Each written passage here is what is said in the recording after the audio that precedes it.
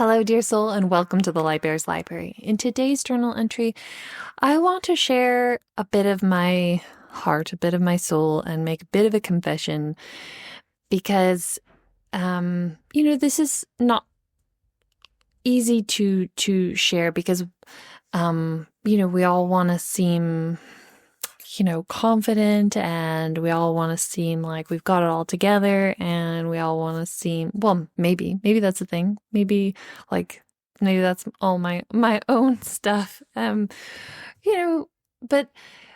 what I've been dealing with the last couple days is kind of feeling pretty pathetic.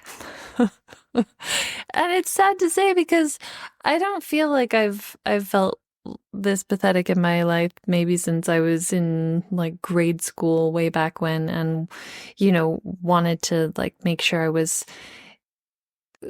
staying friends with people I was friends with, and kind of doing things that maybe wasn't proud of to kind of stay friends with people. I don't know. Anyway, that's kind of what I'm thinking it's maybe like in my past. But it sucks to be 40 and feeling this way. But I think it's important for me to recognize it, take it on and say, that's pretty pathetic, and to own it, and then to have some self-respect, and to to make a change, and to stop doing that.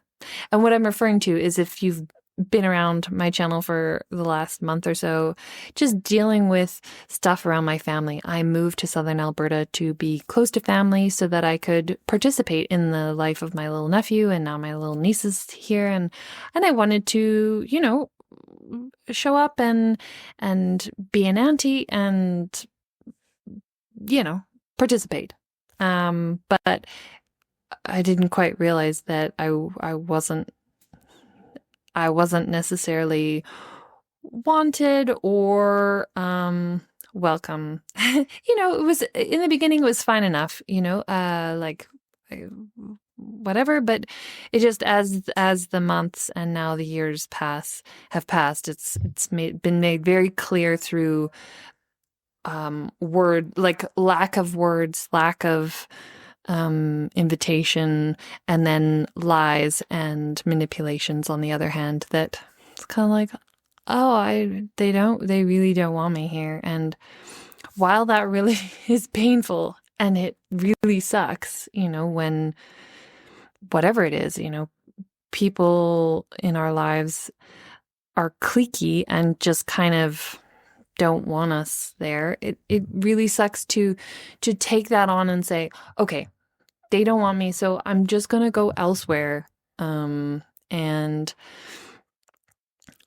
it's taken me time to kind of process this and move through the pain, the hurt, and move through the wanting to kind of I don't know. And I guess it's especially hard, and this is kind of where I'm at now, is this is the final snip of me taking all my self-respect back and not continuing to engage with family, is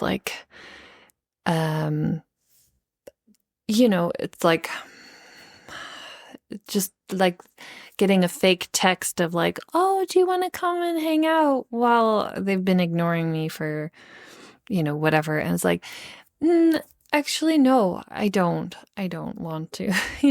No, sorry, I'm busy. And it's kind of I'm done moving on. But the reason why I haven't been able to do that before is because I've been deep down scared, is fearful of letting go of their potential support of me in the future, even though they've shown they don't want to support me in the present. So why they would want to support me in the future, I have no idea. But my family has kind of been this emergency family. It's when people are in an emergency, everybody pulls together and cares for the emergency, and then that's kind of the end. So because I've been holding on out of fear, and that's the little girl inside of me, right? The little like scared little girl that wants her mom to still look after her, to still be there if there's an emergency. And that's the relationship maybe I've had with my mom, and looking at that and seeing that and actually admitting that out loud and now to you. It's only once I can admit it and see it for what it is and why I'm holding on is out of fear.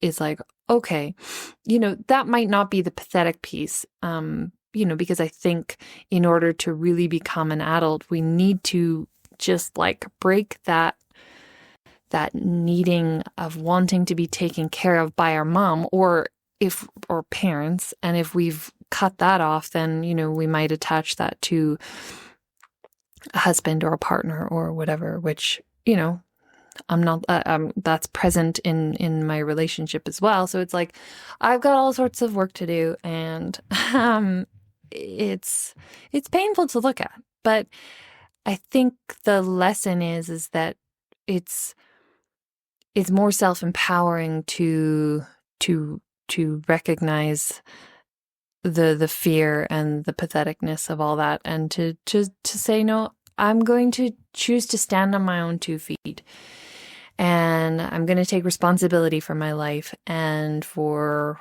anything that comes up. Like I need to cultivate the energy and emotion of like, I can do it. I can do it on my own. Like I don't need my mom anymore. And anyway, I did talk about this in one of my past videos about my first journal, and I pulled it out of the box, and this is it. A little lock on the side. It's so I started writing in it when I was 9, and so that was grade 5 to grade 10 or 11, I think it goes to. But in it, I couldn't find it because I didn't write it down or anything. But in it, it was talking about how, I was talking with my mom, and, she didn't have a good relationship with her mom when she was little, but then she had a good relationship with her when she was an adult. And I was surprised to read one of my thoughts as a young, I think it was like I was in my 10, 11, 12, somewhere in there. My thought was, my mom and I had a good relationship when I was a kid. My thought was, well, maybe I won't have a good relationship with her when I'm an adult. So it'll flip from her relationship with my grandma to my relationship with her. And I had to laugh because I was kind of like, well, that seems to be the case. And I guess I'm kind of like railing at that and mad, the little girl inside of me is mad that's become the case. And, so that's kind of my confession, and I'm done feeling, fearful and pathetic or acting pathetic and, out of fear. Right. I think fear makes us act pathetically. And so in taking, maybe those things are intertwined. It's like by taking actions that are no longer pathetic, by, my mom extending an invitation that's just like so fake and like, oh, if you want to come in, it's like, no, let's do us both a favor, and I'll just say, no, thank you. Like, I know you don't want to hang out with me, and like, I'll just say no. So maybe by taking a firm, non-pathetic action, I can, release some of the fear, and vice versa. By acknowledging the fear, then I can start to take not pathetic actions.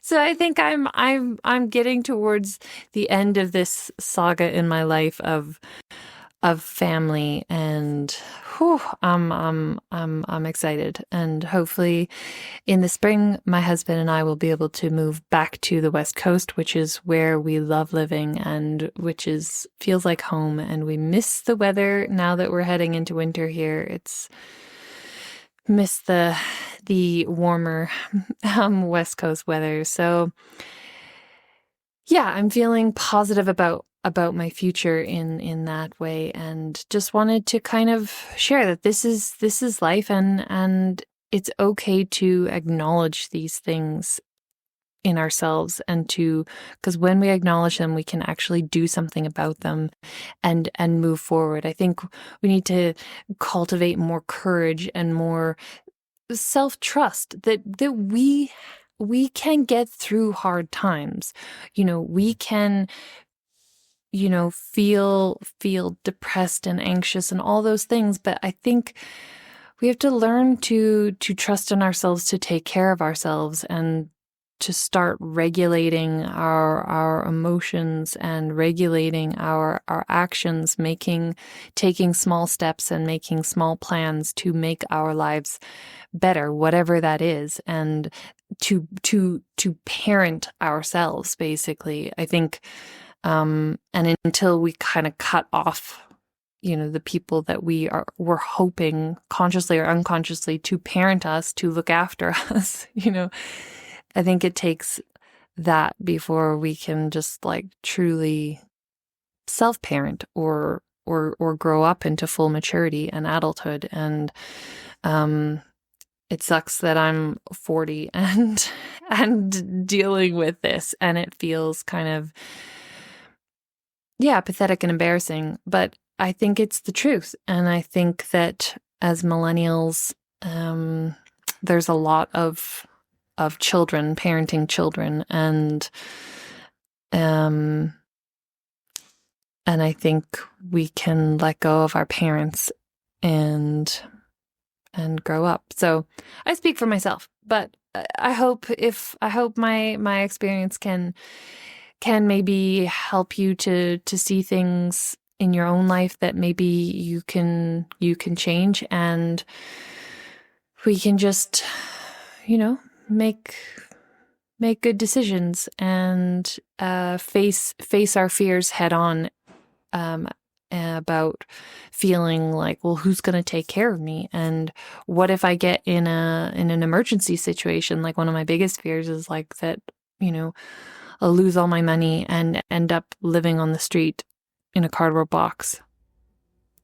I was like, well, maybe that might happen. And it's like, but I need to trust myself that I will be able to work through that, to find a way of surviving and a way of thriving.